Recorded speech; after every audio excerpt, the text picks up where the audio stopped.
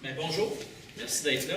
Alors, on approche de plus en plus du 3 novembre. Il reste de moins en moins de jours. Alors, au cours des 3 prochaines semaines, incluant aujourd'hui, on va vous dévoiler le programme. Donc, le résultat des consultations, parce qu'il faut le dire, tout ce qu'on trouve dans le programme, c'est soit des idées qui ont été soumises à la population dans le cadre des forums citoyens, dans le cadre de rencontres que j'ai eues, ou encore mieux des idées qui m'ont été amenées par des citoyens, par des groupes que j'ai rencontrés au cours des derniers mois. C'est certain qu'on peut avoir des belles idées, on peut avoir des rêves pour notre ville, mais au-delà de ça, ce qui doit toujours primer, c'est l'importance de prendre des décisions en fonction de la situation financière de la ville.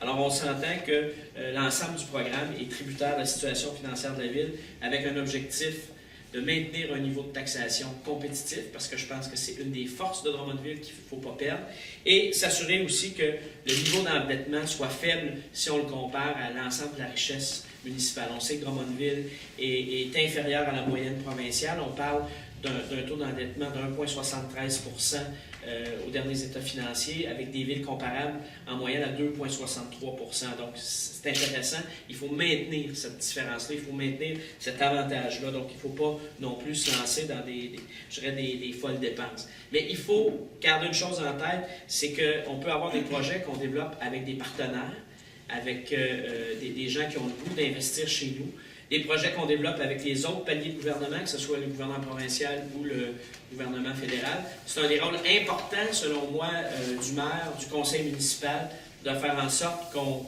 va chercher à peu près tous les programmes, qu'on réussit à participer à tous les programmes qui sont proposés par les autres paliers de gouvernement.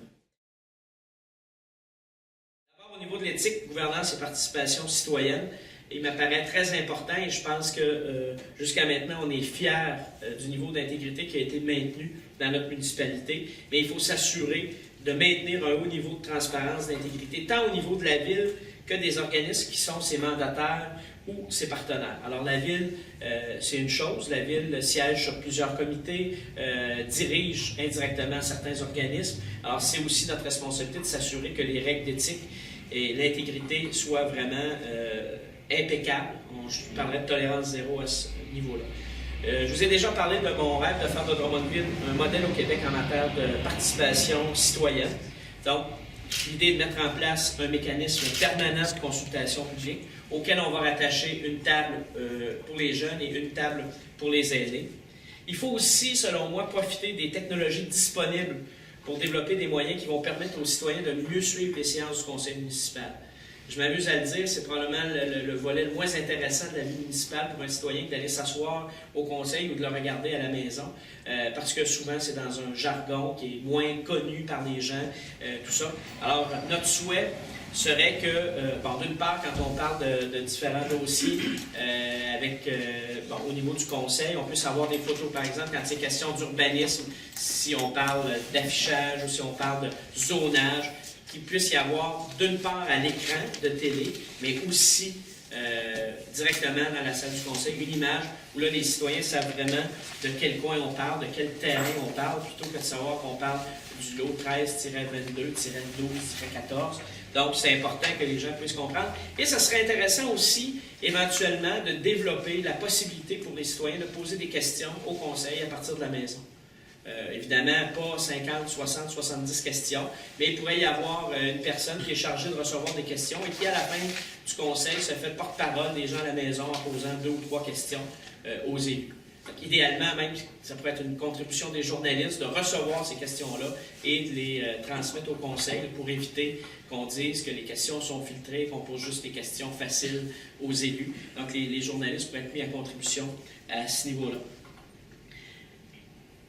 C'est important, on sait que le prochain mandat va entre autres être celui des fêtes du 200e de la ville de Drummondville. Ça va nous permettre de se rappeler d'où on vient. Et quand on sait d'où l'on vient, on peut peut-être plus savoir où l'on va.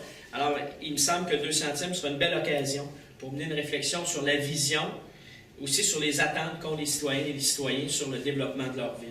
Donc, qu'on parle ensemble, qu'on échange sur notre vision de Drummondville dans 15 ans, dans 20 ans, et que par la suite, on fasse les efforts, on prenne des décisions qui nous permettent d'atteindre ces objectifs-là. Je vous ai déjà parlé de mon intention d'accentuer la reddition de comptes des comités du conseil municipal par l'organisation pour chacun des comités d'une rencontre annuelle au cours de laquelle le comité rendra compte à la population de ce qu'il a fait au cours de la dernière année, prendra des questions sur ce qu'il a fait, parlera de ses objectifs pour l'année à venir et entendra les suggestions des citoyens aussi, les attentes des citoyens pour la prochaine année. Je souhaite qu'on favorise la synergie entre les conseillers municipaux et les gens de leur quartier. Il y a de plus en plus d'activités qui se déroulent dans les quartiers. Il y a les fêtes de quartier, il y en a de plus en plus. Je pense qu'il faut aller encore plus loin à ce niveau-là. Quand je parle à des citoyens qui me disent « Moi, j'habite dans tel coin, c'est qui déjà mon conseiller municipal? » Ça me déçoit toujours. Et c'est pas parce que le conseiller n'a pas fait son travail, mais c'est que je pense qu'on ne valorise pas assez le rôle des conseillers municipaux. Alors, je me dis que dans le bulletin qu'on distribue aux citoyens, qui s'appelle d'ailleurs le bulletin, il pourrait très bien y avoir des pages centrales différentes dans chacun des quartiers qui permettraient aux gens d'être informés sur la vie de leur quartier, sur ce qui se passe chez eux. Ça serait une belle occasion pour les conseillers municipaux d'être en lien avec leurs électeurs. Ça, c'est un élément important. Et si on valorise cette vie de quartier-là, on envisagera certainement, on verra la pertinence de créer des conseils de quartier. Conseil de quartier, c'est entre autres un concept qui est très fort dans une de nos villes jumelles, La Roche-sur-Yon, où les gens se réunissent. Il existe même des budgets pour les conseils de quartier, où les gens dans leur quartier décident de ce qu'ils font avec cet argent-là parce qu'ils ont telle ou telle priorité. Alors, je souhaiterais qu'avec les élus, après le 3 novembre, on puisse analyser ça. Je souhaite également, je l'ai mentionné dans le cadre des forums, valoriser le rôle du maire suppléant en le transformant en fonction de maire adjoint. Donc, plutôt que d'avoir un maire suppléant qui change à tous les 3-4 mois, qui sert à prendre des photos quand le maire ou la mairesse ne peut pas être là, vraiment quelqu'un qui aura des dossiers, qui sera appelé à intervenir et en l'absence du maire, sera une personne significative. On saura que ça va se rendre. C'est comme si on parlait au maire à ce moment-là. Donc, c'est ce qui touche l'éthique, la gouvernance, la participation citoyenne.